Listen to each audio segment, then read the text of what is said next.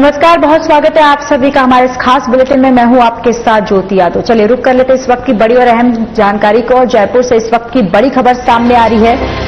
नेता प्रतिपक्ष टीकाराम जूली ने खटखटाया हाईकोर्ट का दरवाजा। ये बड़ी जानकारी जयपुर से, जहां पर नेता प्रतिपक्ष टीकाराम जूली ने हाईकोर्ट का दरवाजा खटखटाया। विधायक कंवरलाल मीणा की सदस्यता का ये पूरा मामला बताया जा रहा है। हाईकोर्ट में टीकाराम जूली ने लगाई याचिका। विधानसभा अध्यक्ष नहीं कर रहे मीणा की सदस्यता रद्द। 3 साल की सजा के चलते मीणा ने कर दिया सरेंडर। और लोकसभा विधानसभा सदस्य को लेकर नहीं किया फैसला। ये बड़ी जानकारी जयपुर से, जहां नेता प्रतिपक्ष टीकाराम जूली ने हाईकोर्ट का दरवाजा खटखटाया है। विधायक कंवरलाल मीणा की सदस्यता का मामला, हाईकोर्ट में टीकाराम जूली ने याचिका लगाई।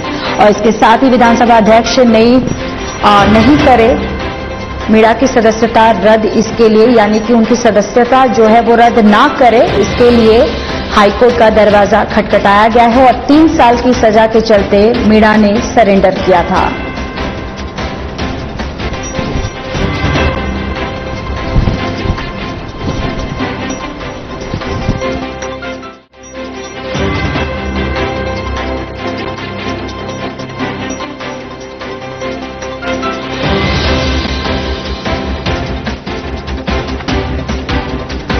तो जयपुर से इस वक्त की ये बड़ी खबर। नेता प्रतिपक्ष टीकाराम जूली ने खटखटाया हाईकोर्ट का दरवाजा।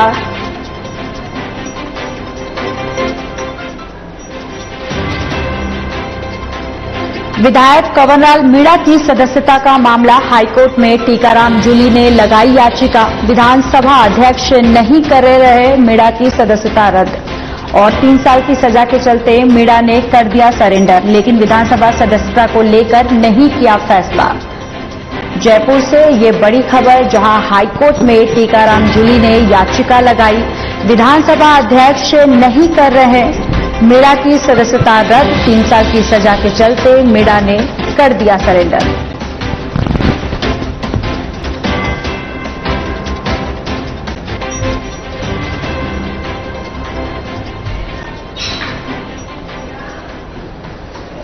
नई दिल्ली में राष्ट्रीय लोकतांत्रिक पार्टी के अध्यक्ष और नागौर सांसद हनुमान बेनीवाल ने केंद्रीय जल शक्ति मंत्री सीआर पाटिल की अध्यक्षता में हुई बैठक में भाग लेते हुए राजस्थान के विभिन्न पेयजल से जुड़े मुद्दों को मंत्री के समक्ष रखा। इस दौरान उन्होंने कहा कि राजस्थान के लंबित जल विवादों में केंद्र हस्तक्षेप करके निस्तारण करवाए। सांसद हनुमान बेनीवाल ने बैठक में राजस्थान और गुजरात सरकार के बीच माही जल बंटवारे को लेकर हुए समझौते के संदर्भ में कहा कि गुजरात राजस्थान की सीमा पर कडाना बांध बनाना प्रस्तावित था और 1 अक्टूबर 1966 को गुजरात और राजस्थान सरकार के मध्य हुए समझौते के अनुसार गुजरात के खेड़ा जिले को कडाना बांध से पानी तब तक मिलेगा जब तक नर्मदा का पानी नहीं आता। चूंकि अब नर्मदा का पानी गुजरात के खेड़ा जिले को मिल रहा है, लेकिन राजस्थान को उसके हक का पानी गुजरात नहीं दे रहा।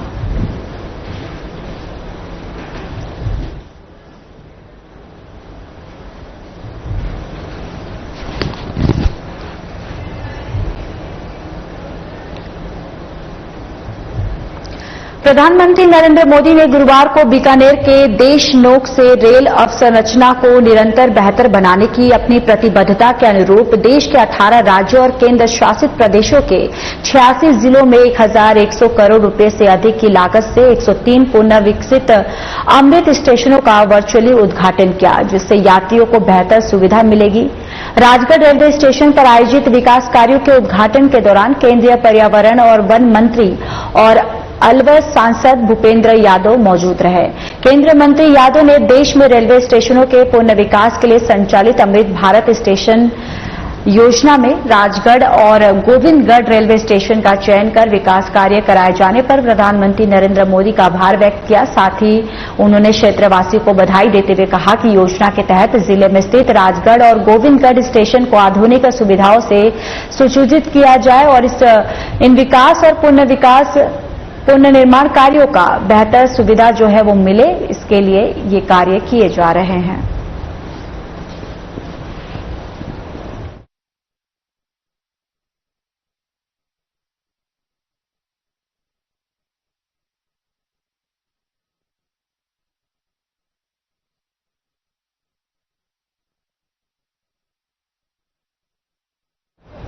तो वहीं राजस्थान विधानसभा अध्यक्ष वासुदेव देवनानी ने पूर्व विधानसभा अध्यक्ष रामकिशोर व्यास के चित्र पर पुष्प अर्पित कर उनकी जयंती पर पुष्पांजलि अर्पित की। इस दौरान देवनानी ने कहा कि रामकिशोर व्यास ने स्वतंत्रता आंदोलन में भी भाग लिया। व्यास ने राजस्थान विधानसभा की समृद्ध परंपराओं को आगे बढ़ाया। इस अवसर पर पूर्व विधायक नवरंग सिंह, प्रमुख सचिव भारत भूषण शर्मा, विशिष्ट सहायक के शर्मा, वरिष्ठ उप सचिव पुरुषोत्तम शर्मा, उप सचिव सुशील कुमार शर्मा और व्यास के परिजन दिनेश व्यास सहित विधानसभा के अधिकारी गण और कर्मचारियों ने पूर्व विधानसभा अध्यक्ष के चित्र पर पुष्पांजलि अर्पित की।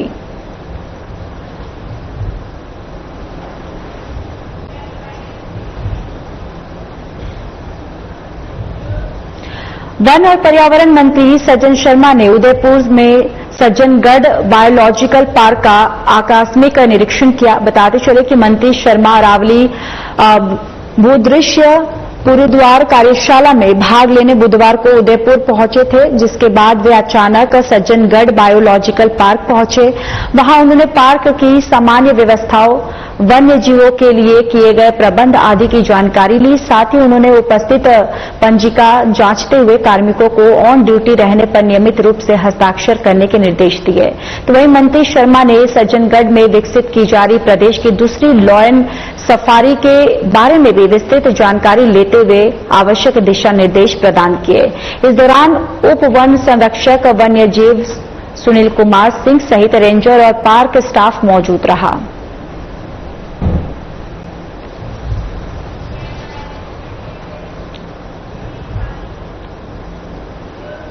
मारवाड़ जंक्शन रेलवे स्टेशन पर टिकट दलालों का बोलाबाल और गोरख धंधा फिर से शुरू होने से स्टेशन की व्यवस्थाओं की पोल खुल रही है। रेलवे स्टेशन टिकट खिड़की पर बेखौफ खुलेआम आरक्षण, खिड़की खुलते ही अवैध टिकट दलाल पहुंच रहे हैं और बेखौफ होकर टिकट की दलाली कर रहे हैं। पूर्व रेलवे के अधिकारियों और स्थानीय सामाजिक संगठनों ने स्टेशन पहुंचकर इसकी शिकायत स्टेशन अधीक्षक और आरपीएफ से की है। तो वहीं तत्काल प्रभाव से स्टेशन अधीक्षक ने संज्ञान लिया और आरपीएफ को निर्देशित किया। जांच में ये सामने आया है कि टिकट खिड़की के अंदर तत्काल के फॉर्म पाए गए और जो सवालों के घेरे में है।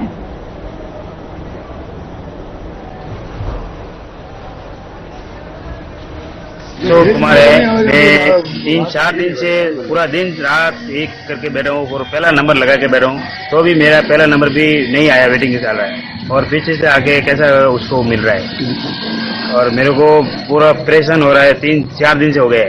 रिटायर सीट है मारवाड़ जंक्शन। आज मैं रेलवे आरक्षण काउंटर पर आया, वहाँ देखा गया कि पहले से पत्थर के नीचे फार्म जमाए हुए हैं और काउंटर के अंदर जो बाबू टिकट बना रहा है उसके पास भी पत्थर के नीचे 3-4 फार्म जमे हुए थे। तो ये क्या नियम के तहत था? और मैंने देखा कि 2-3 दलाल वहाँ खड़े थे और वो भी अपनी टिकट बनवाने का प्रयास कर रहे थे। और मेरा मानना यही है कि नियम के तहत कोई भी काम नहीं हो रहा। इससे साफ जाहिर होता कहीं ना कहीं किसी न किसी को मिलीभगत है।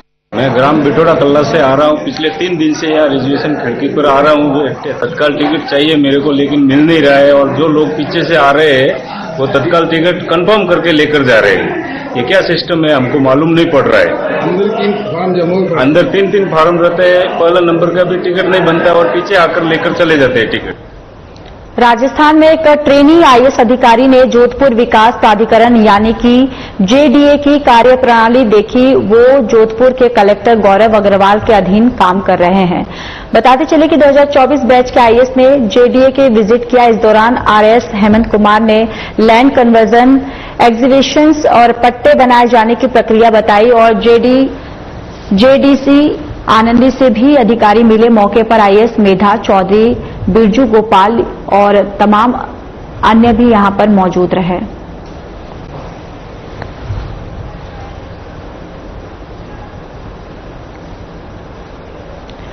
खबर हनुमानगढ़ से है, जहां जिला कलेक्टर कानाराम की अध्यक्षता में कृषि और उद्यानिकी विभाग की योजनाओं की प्रगति समीक्षा को लेकर बैठक आयोजित हुई। बैठक की शुरुआत में राजस्थान संपर्क पोर्टल पर लंबित प्रकरणों की समीक्षा की गई। सहायक निदेशक डॉक्टर संजीव कुमार को प्रकरणों का समय पर निस्तारण नहीं करने पर नोटिस जारी करने के आदेश दिए गए। जिला कलेक्टर ने सभी अधिकारियों को निर्देशित किया कि वे नियमित रूप से पोर्टल की मॉनिटरिंग करें और प्रकरणों का समयबद्ध और गुणवत्तापूर्ण निस्तारण सुनिश्चित करें। करे। जिला कलेक्टर ने डीएपी और यूरिया की मांग को बीते साल की तुलना में बढ़ाकर भिजवाने के निर्देश दिए।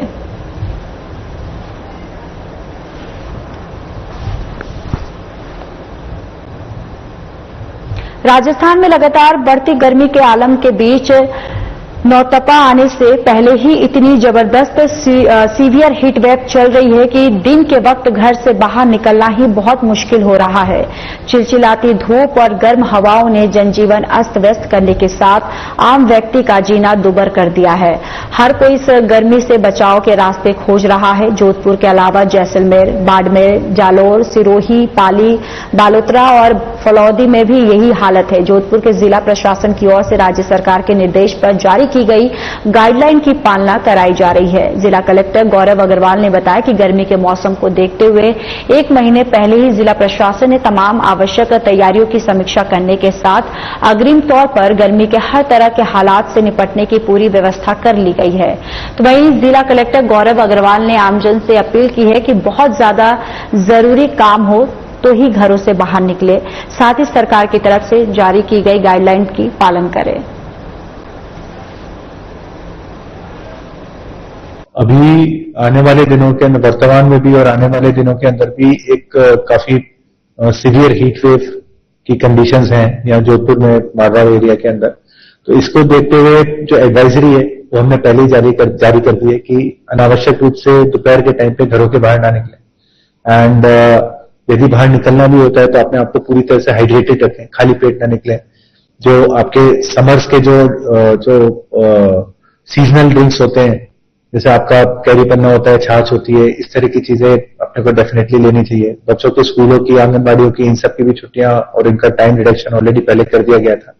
और उसके अलावा भी जितने भी अपने हॉस्पिटल्स हैं, इन सभी हॉस्पिटल्स का निरीक्षण करा लिया गया है। इनके अंदर सभी जगह जो आपके डेडिकेटेड हीट वेव वार्ड्स होते हैं, जहाँ पे प्रॉपर आपकी कूलर या एयर कंडीशन के माध्यम से कूलिंग तथा जो आपका शीतल पेयजल होता है, जो प्रॉपर जो मेडिसिन होती है, इन सब की व्यवस्था है।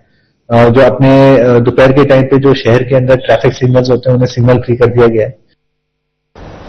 राजस्थान शिक्षा बोर्ड ने कला और साइंस और एग्रीकल्चर का रिजल्ट घोषित किया है। बांसुर में छात्राओं ने अपना परचम लहराया है, जिसमें बांसुर की आरसीआई स्कूल की छात्रा बबीता यादव ने एग्रीकल्चर सब्जेक्ट में 98.20% अंक हासिल कर तहसील स्तर पर टॉप किया है। तो वहीं बांसुर कस्बे की एसएमएस स्कूल की छात्रा आरती रोहिला ने साइंस वर्ग में 98% अंक हासिल करके अपने तहसील का नाम रोशन किया है। आरसीआई स्कूल की साइंस की छात्रा नंदिनी शर्मा ने भी 98% अंक हासिल करके अपने माता पिता और गुरुजनों का नाम रोशन किया है। तो वहीं बोर्ड परीक्षा में अव्वल रहे विद्यार्थियों के उज्जवल भविष्य की कामना करते स्कूल संस्थापक, स्कूल अध्यापकों ने अव्वल छात्र छात्राओं के घर पहुंचकर उनका मान सम्मान किया। नमस्कार, मेरा नाम आरती रोहिला है। मैं एसएमएस स्कूल में पढ़ती हूँ। आज माध्यमिक शिक्षा बोर्ड राजस्थान कक्षा 12 का रिजल्ट आया है। मेरी विज्ञान वर्ग में 98% बनी है। मैं इसका श्रेय अपने बड़े सर को, अपने गुरुजनों को और अपने अभिभावकों को देना चाहती हूँ। माध्यमिक शिक्षा बोर्ड राजस्थान ने कक्षा 12 का साइंस, आर्ट्स, कॉमर्स का रिजल्ट डिक्लेयर किया।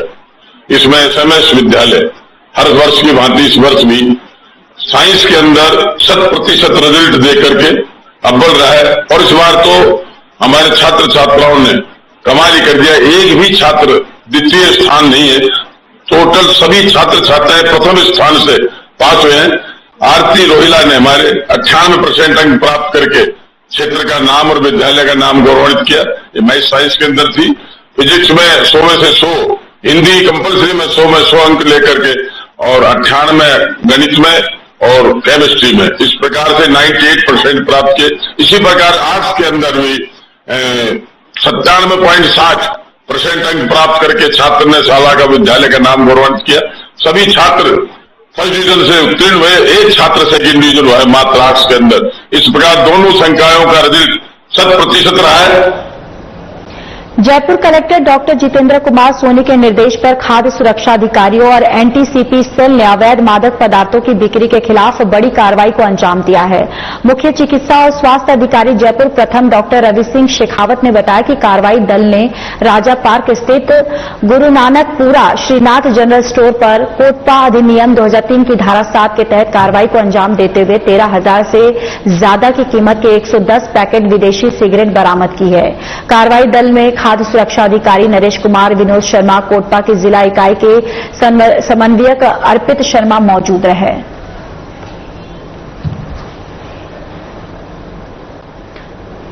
खबर हनुमानगढ़ से है, जहां जिले भर में पुलिस ने 2 अलग अलग कार्रवाई में बड़ी सफलता हासिल की है। पुलिस महानिरीक्षक बीकानेर रेंज और जिला पुलिस अधीक्षक हनुमानगढ़ के निर्देश पर नशा तस्करी और अवैध हथियारों के खिलाफ विशेष अभियान चलाया गया। पहली कार्रवाई में गोगामेड़ी थाना पुलिस ने गश्त के दौरान कड़ाऊ निवासी विकास कुमार को गिरफ्तार किया। आरोपी के पास एक अवैध पिस्तौल, 315 बोर और 3 कारतूस बरामद किए। तो वहीं दूसरी कार्रवाई में भिरानी थाना पुलिस ने नाकाबंदी के दौरान 5 आरोपियों को पकड़ा। इनके पास से 465 ग्राम अफीम और एक कार बरामद की गई। सभी आरोपियों के खिलाफ एनडीपीएस एक्ट की धारा 8/18 के तहत मामला दर्ज कर लिया गया है। थानाधिकारी भाद्रापुर सहारण के नेतृत्व में मामले की जांच जारी है। दोनों कार्रवाई में शामिल पुलिस टीमों ने सराहनीय काम किया है।